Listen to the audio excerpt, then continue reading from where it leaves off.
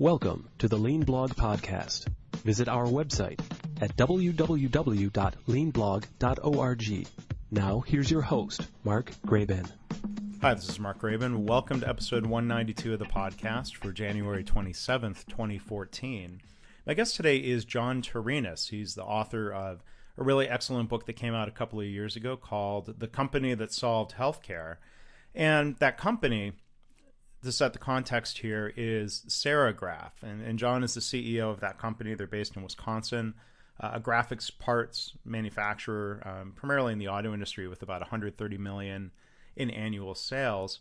And at this company, they've done a lot of really innovative things to keep their healthcare costs under control while also improving the quality and the health outcomes for their employees. So we'll talk about related concepts, including consumer choice, consumer-driven healthcare, data transparency on cost and quality, and helping focus on preventive care to help, as he puts it, engage all employees in the healthcare challenge, and creating what John also calls a grassroots revolution in healthcare. And another reason we're talking today is that John's collaborating with my friends and the good folks at the Theta Care Center for Healthcare Value for a new workshop that they're piloting called Solving the Employer Healthcare Crisis.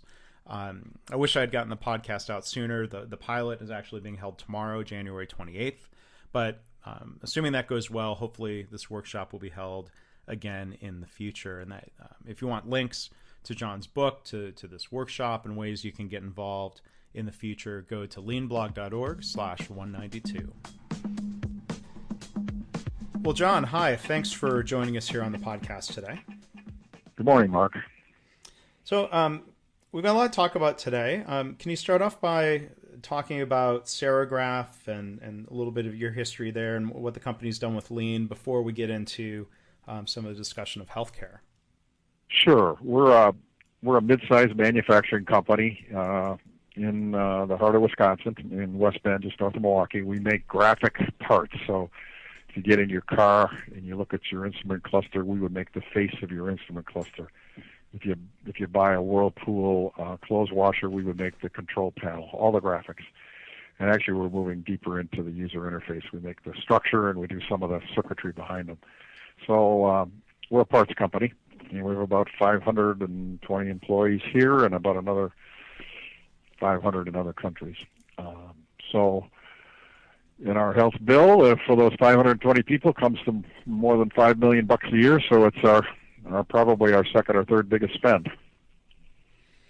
And one thing that really came through loud and clear in your book was taking responsibility of managing those costs, as managing healthcare, I guess, as a supplier. So maybe talk about maybe how you got started taking on that challenge of trying to manage your healthcare spending and your employee health in different ways. What prompted that?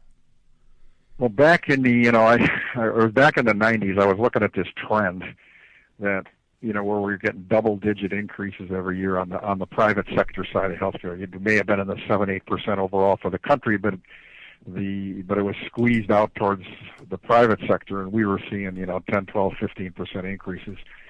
And it was in 2003 that I was doing the budgets for the company. I was still CEO at that time. I'm now chairman. And we had about a $5.5 million healthcare bill, and we were looking at a 15% increase. So it was $800,000 for 2004 that we don't have. We're actually in the world that I'm in, and I know you've been in that world too, Mark. I live in a world of deflation. We get a contract with a big auto company, and in the out years, you have down round pricing. So you price the first year, and then you got to take it down 3% a year over the life of the contract. So that's deflation by definition. And I was looking at my prices going, averaging down every year, and my third biggest spend going up at 15% a year. We just didn't have the money. Yeah. So I knew we had to do something. Back in the 90s, I had organized a coalition of local companies in Washington County, Wisconsin, which is north of Milwaukee, and I got 16 of them together, and we had 18,000 lives. And we were gonna assemble power on the buy side. By God, we were gonna bring down the cost and the prices. Well, meanwhile, of course, the providers were smarter than we were, and they were assembling power on the sell side at a far faster rate than we were. So they just roped the dope, and I was the dope. And so I spent the whole decade doing that, and I got to the end of the decade and did a little checking as part of the lean process and realized that we hadn't even touched the trend. So my first instinct was to try to apply quality disciplines to this problem, and but I couldn't get any of the other members of the coalition to go along with me. They just wanted to chase discounts, and discounts off of what? Off of rising sticker prices. And so I left my own coalition and started searching for better answers, and started talking to the smartest people I could find in Wisconsin and other parts of the country about what were they doing to get a hold of this. It was sort of a learning expedition. So one of the guys I was talking to was Larry Rambo, and he was the CEO of Humana in Wisconsin, and I'd been on podiums with him and complaining that the health insurers were in effect my brokers, and they weren't helping me, and so it got pretty heated, and yet we became friends. And he called me about the middle of 2003 and said, what we're going to do, John? We're going to take the 17,000 employees in Humana, based in Louisville, Kentucky, and we're going to make them guinea pigs for HSAs, which had just passed a year earlier. Health savings accounts. Health savings accounts. So it was the first. So they were going to just make their employees into engaged consumers. So I kept pestering him through 2003. How's it going, Larry? How's it going? How's it going? And he finally came back about mid-year and said, John, it looks like it's working. Instead of a 15% increase, we're going to see about 4.5%. And I said, boy, that's good enough for me. We're desperate for answers. And you don't need perfect information as a CEO to make a decision. So we just decided to be another early mover on HSA. So January 1st, 2004, we put in a consumer-driven health plan. We used an HRA, a health reimbursement arrangement, instead of an HSA, but it's essentially the same dynamics.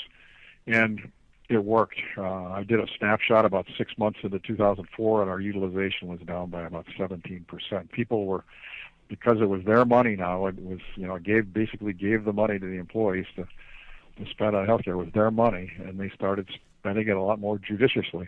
Well, that's the sort of the origin of the whole thing. Yeah. So that first piece, maybe we can get into this a little bit more. The consumer responsibility piece. This is the HSA. Can you talk a little bit more about the dynamic or some of the examples of how putting that choice, that responsibility in the employee's hands led to different decisions or better health and lower costs?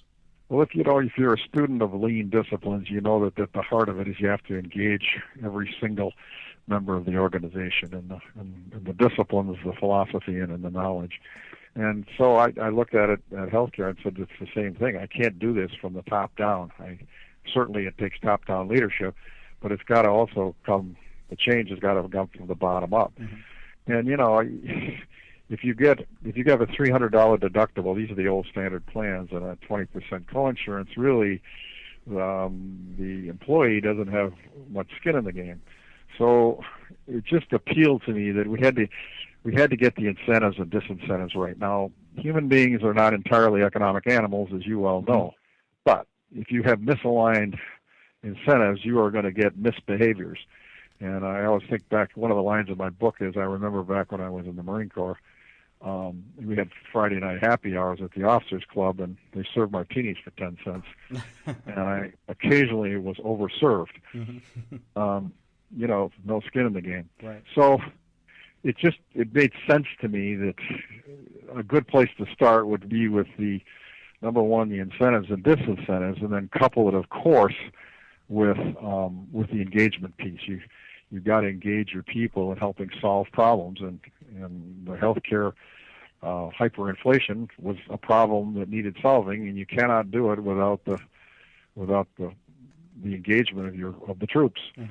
So that's what we did, and so we did a lot of education, communication. The first thing they said to me was, "Okay, you made me into a consumer. Now give me the information. It's one thing to put money in my account, but how do I spend it if I don't have adequate information?" So we immediately started a transparency model where we exposed the prices of procedures at the different hospitals and clinics around the region, and tried to expose the quality metrics as much as we could. There wasn't much back then, but there's a whole lot more now. So they became, they started asking questions like, how much is this going to cost? The doctors, would respond, well, I don't know.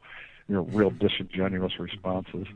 Then you'd call the front office of the hospital, the clinic, and they said they didn't know. It was ridiculous. But they started asking the questions, and we started unearthing the information, and they started behaving like adults, like they are in every other economic segment of their life. And we started to drive the costs into some kind of a more moderate picture. We last 10 years we've averaged our inflation's been at less than 3%. So, and we're now operating at about 40% under the national average. We're paying about $9,000 per employee. The national average, according to Kaiser's, about 15 to 16,000.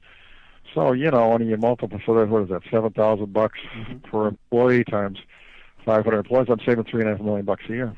I want to come back to the question of those measures of cost and quality and helping drive choices around maybe where to go for care. But maybe let's talk first. There's a big emphasis in your book about the importance of primary care over specialty care. Sounds like like making it easier and more accessible, and maybe this comes back to some of the incentives. Can you talk about some of the things that you did to help encourage primary and preventive care? Yeah, I said before that I'm a learner, and I am, but sometimes I'm a slow learner. And so we were into this, as I said, we got serious about this in 2003, although I'd been flailing around back in the 90s. About 3 years into it, in fact, I remember the moment. I was in the shower. It was July 4th, 2006, and I'm starting to think about everything I'd heard at the seminars, and everything you hear over and over and over again, wherever you go in the healthcare world, is 80% of the costs come from 20% of the people who have one of the 15 chronic conditions. In other words, it's the unhealthy people that drive the nation's healthcare bill upward. And it's the old 80-20 rule that applies in a lot of places. Sometimes you'll hear 90-10, sometimes you'll hear 5% and 50%. But anyway, it's the old Pareto principle. Point is, the preponderance of the costs are in a small part of the population. And so I went, I'm supposed to be a professional manager. That's my bag. And I've been spending the last 13 years, if I count the 90s, trying to manage the 20 points.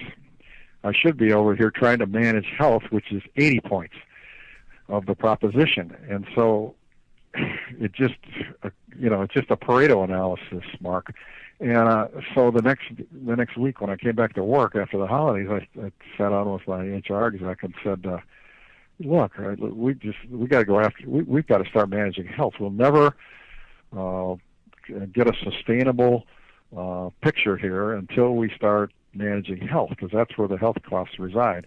And so we just decided to start. So I said, well, what about, let's start with diabetics. It's one of the top 3 chronic diseases. And I sort of set out a challenge and said, let's get 100% of our diabetics under control. And the sad statistic for the nation was only about a third of the diabetics follow their regimens, well, strangely enough, because it can be a very tough disease, resulting in amputation, blindness, and of course high costs. So, and we were right there on the national average, and we just started putting measures into place. And we started with an incentive of $100 a month, $100 a quarter, if for a diabetic under control. Later, we shifted that, like a number of other companies have, to say that we'll give you your insulin free if you're under control. And the controls, the metrics are 3 blood tests: the A1C, the lipid panel, and cholesterol. And so today we have over 90% of our people under control at Serigraph. And it's a lot of education, it's a support system, it's the incentives in the right place, and people start responding to it, year in, year out. So it can be done.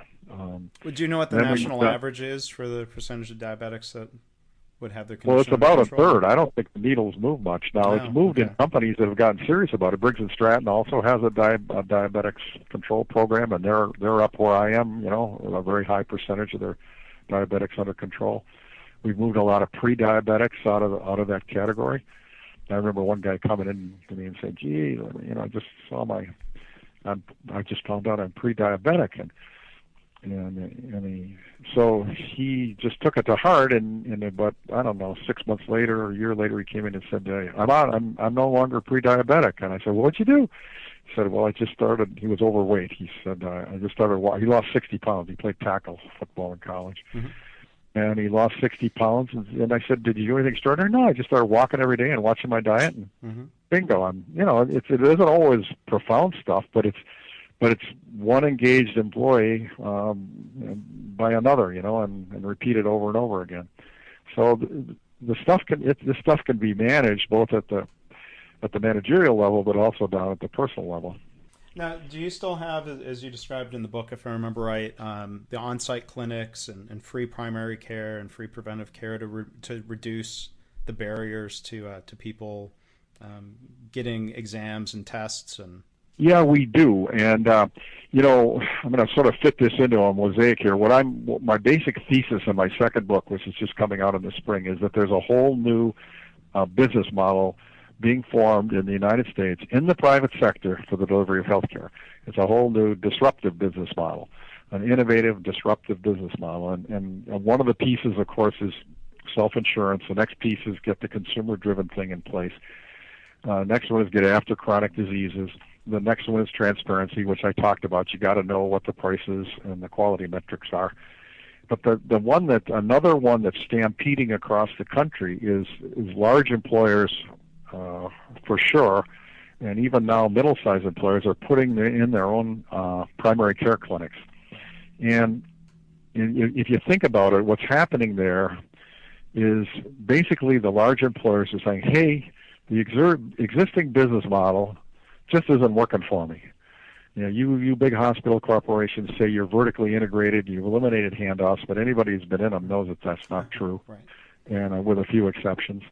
And so they're basically saying, "Hey, I'm going to look at this as a supply chain in business terms, and I'm unhappy with my vendors and my supply chain, and we're going to take back the front end of the supply chain, namely primary care." Mm. So they set up their own clinics with their own doctors, contracted usually, contracted doctors, and so now it's my doctor. And we have such a clinic here at Serigraph. It's part-time, but I have 3 doctors on site a half a day a week. And we have a nurse practitioner, we have a dietitian, we have a chiropractor, we have a nurse coach. So it's my doctor ordering the tests, and he always orders generic drugs. It's my doctor ordering the prescriptions, which are always generic. He orders the tests only as necessary. And if anybody in this world knows that we over-test like crazy. The fourth, he orders the admissions in collaboration with the patients, and he orders the specialists, but only when necessary. So, in effect, you're back in control of the supply chain. Yeah. So there's 2 big levers going on cost there. So you're controlling the supply chain, and my doctor is only ordering services as necessary. He's going to what I call the centers of value, which are the guys that offer the best prices and quality. But on the medical side, he's getting super serious, proactively serious about healthcare of the workforce. And the problem with the American medical system is it's a reactive system. When you've got a problem, you've got a symptom, you go in, they fix your symptom, they fix the issue of the day, and then you're out of there. Right. Well, that's not and you get a 6 to 8 minute visit, literally, with your primary care docs. Our docs are with their people 45 minutes, and it's holistic and it's longitudinal. They're looking at the whole family history over time, and they're managing health for the long term. It's a completely different philosophy of delivering primary care. In the big systems, the primary care docs are the gatekeepers. They're the loss leaders. They're even bonused to make sure that the expensive procedures happen inside their systems. In our system, the employees will have a long-term interest in their own health, and the company, which has a long-term interest in their health, and their doctor, who has a long-term interest, are all in alignment about long-term health of the individuals and in the workforce as a whole. So it's a completely different business model for the delivery of primary care, and it fits into this larger model that's a disruptive model for the delivery of care in America. Yeah. Now, the impact on the pocketbook of the employees. Can you talk about the balance between things that are free, lower cost, versus things where they may have higher deductibles part of this approach? How does it net out for the employee? It's win, win, win, win to about the eighth power for the employees. I mean, they just come out every which way. If you think about it, first of all, the primary care is free. We make it totally for the docs are free. And by the way, there's going to be a shortage of primary care docs come January 1st when all those new people jump onto the insurance rolls. So it's free it's free prevention and wellness. Because they're staying healthy, and because we're buying right, they've got lower charges against their deductibles and against their co-insurance. They're getting a build-up in their health reimbursement account, and it carries over. They are missing fewer days of work because they're healthier.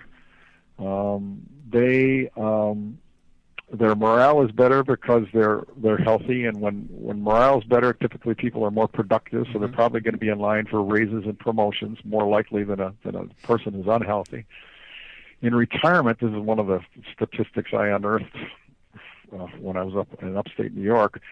They connect health and wealth, and they did some analysis and shows that the healthy couple in retirement spends about $250,000 less than an unhealthy couple, which makes perfect sense.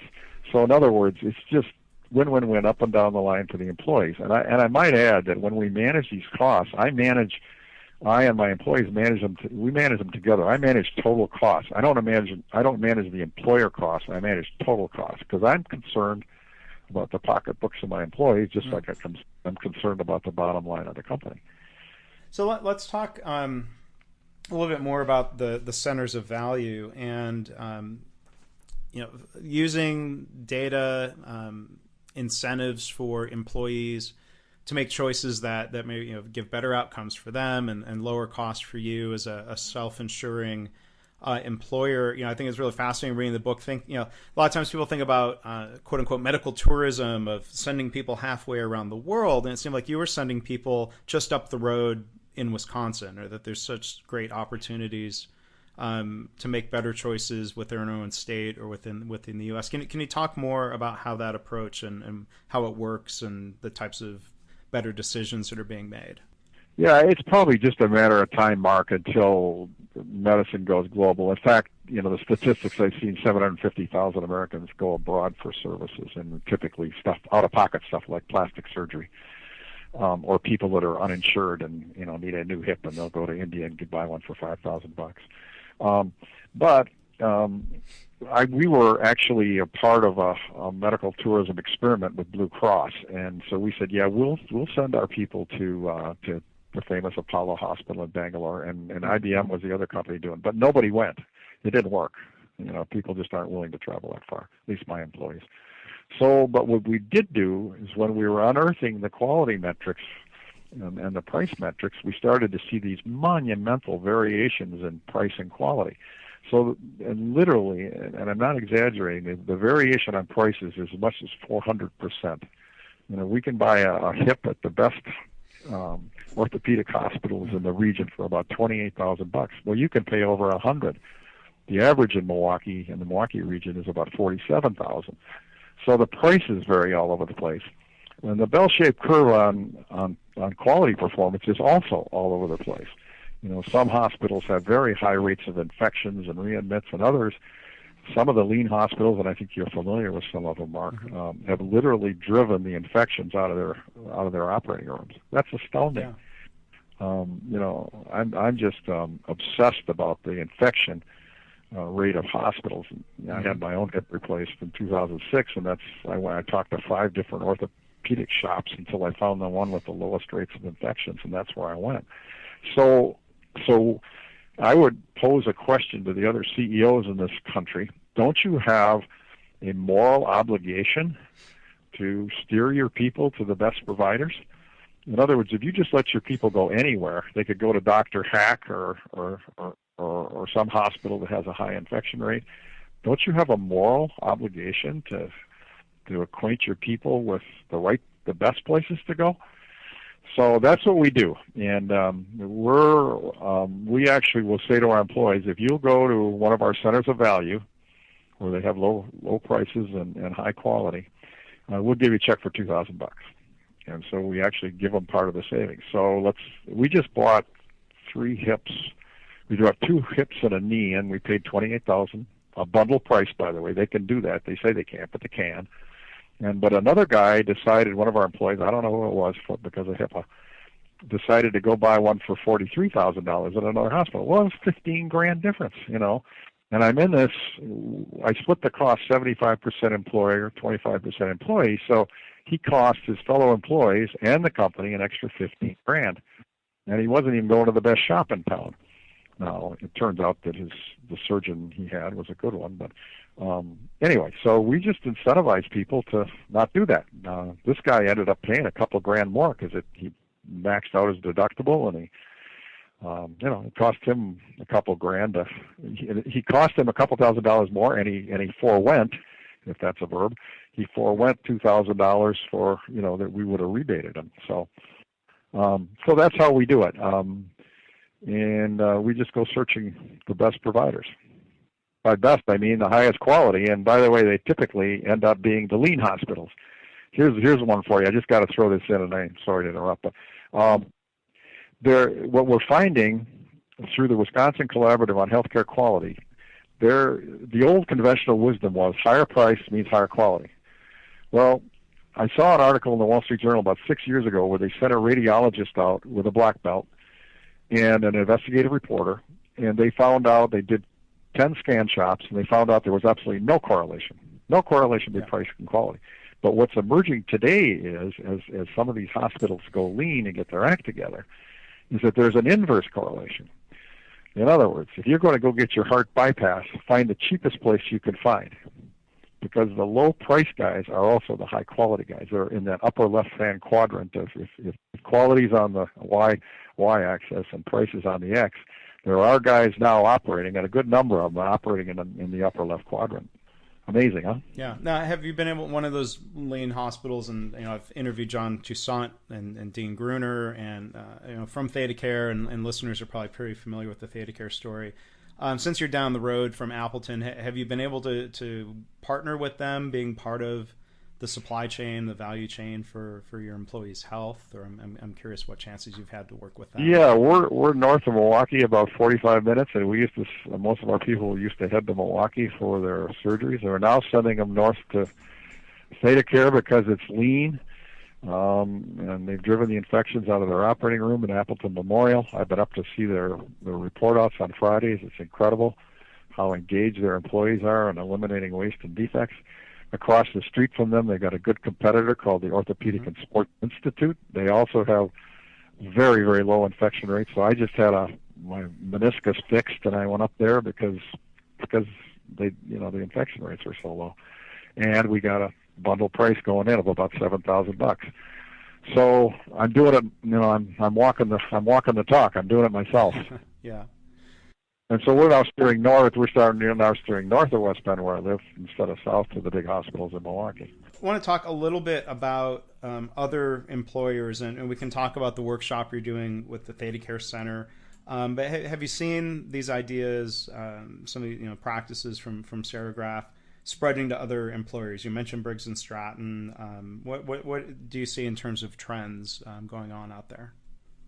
I've been in a lot of these shops and talked to a lot of these CEOs and executives in the companies, and my contention is that there's a grassroots revolution going on across the country, shaping up this new business model. And it's moving very, very fast. So just a couple of data points. There's like now 40 million people covered by HSAs or HRAs, and there's another 30 million that are on high deductible plans that don't have the offsetting. So don't have the offsetting HSA. So you got 70 million Americans out there who have high deductibles, and some of them offset with savings accounts. So these guys are engaged consumers. Well, that's an army of consumers that didn't exist 10 years ago. The HSAs are just 10 years old. So that's one example. About a third of the large corporations now have their own clinics in place, and that's just racing across the country. The centers of value, you've probably seen some of the news. Pepsi just cut a deal with Johns Hopkins to send their elective surgeries up there. Geisinger's has got 10 or 12 major corporations that are sending people their way. The Cleveland Clinic just signed up with Lowe's and Walmart to do their elective surgeries.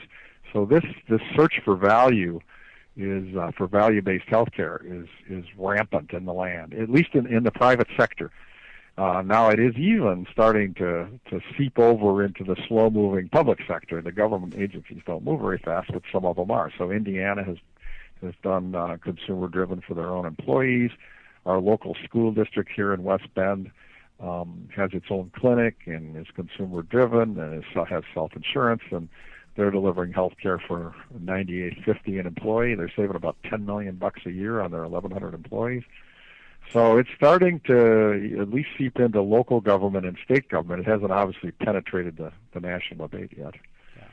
And so maybe John Toussaint is trying to help influence the national debate. Hopefully through your book and your speaking and this class with the Theta Care Center, you'll be able to help influence, if not the national debate, at least the employers who are coming to that workshop on January 28th. Can you talk a little bit about the workshop, who it's intended for, the types of things that you plan on covering? Yeah, John Toussaint and I and some of our executives and our on-site doc are going to run a full-day seminar on the 28th of January, and we're inviting private company managers, executives, CEOs in to learn. It's like I sort of say it's like a 3-year program to get to best practices. You can't just jump all the way in at once because it also involves a culture change in your organization, and you can't just wave a magic wand and get that done.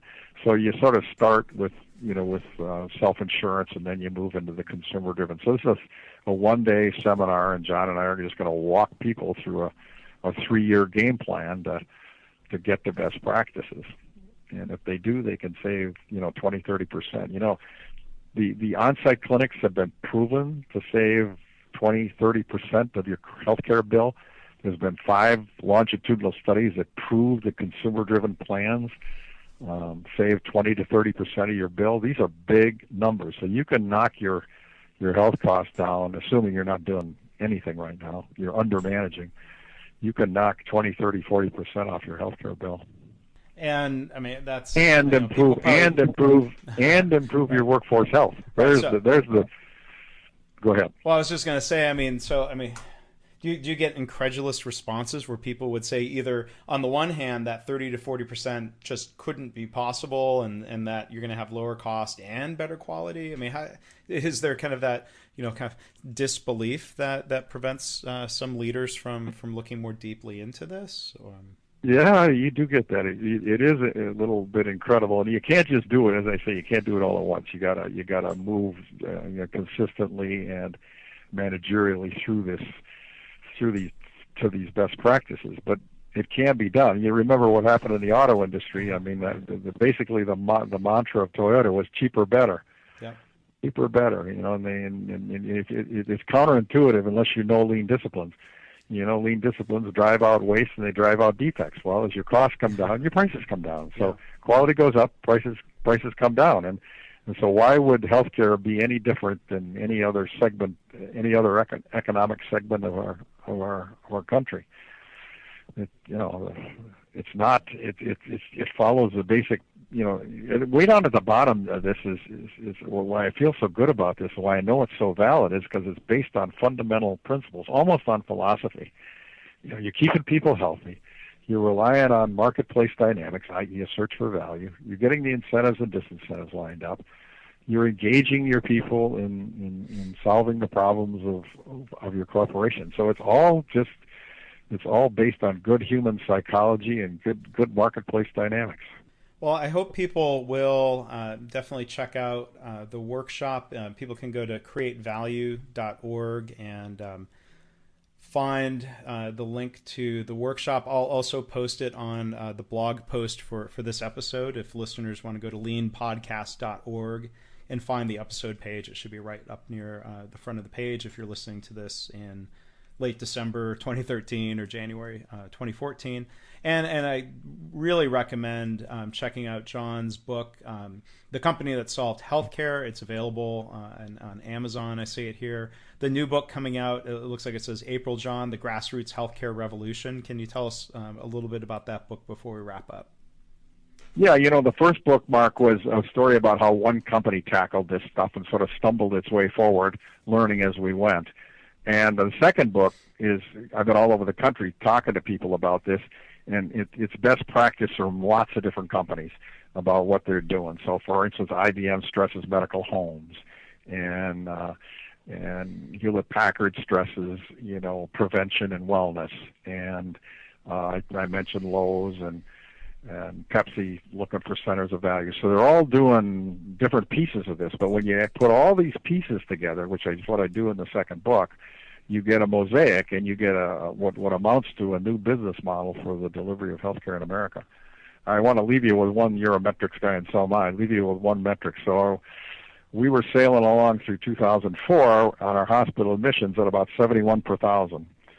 And then we put our clinic in, and we went consumer-driven, and all of a sudden in 2007 it started to fall off. We're now down around 35, 40 admits per thousand. In other words, we've cut our hospital admission rate in half. Wow. That's something. Yeah.